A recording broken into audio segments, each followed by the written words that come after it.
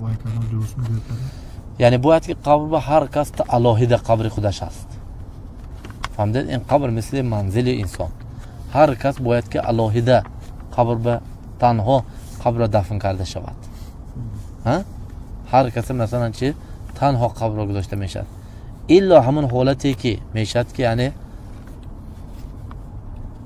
یعنی آدمو بسیار میبرد مثل یک جنگنده یا یک کسلی وبای به سببش که یعنی آدمو یک بار مرده میموند و یا مثلا یعنی وقت نمیشه، شرایط نیست، جو نیست، وقت نیست، مثلا یعنی مرده میاد، یعنی بسیار سازش کتی ویران شدنش ممکن. این حالتند دو کسی یک قبر رو دفن کنه میشد. اما به یگان عذر نه، باید که هر کسی قبر الهیده بمیگذاره، الهیده قبر بمیگذاره. برادر التماس کنه که بعضی برادرها خودشون لیکن اگر شده باشد، اگر زن شوهر یک جا به دفن کرده باشن شده باشد، خلاص کن دیگه چیز قبر کفته بر نگردن نکن، خلاص شده یک کار شده کن.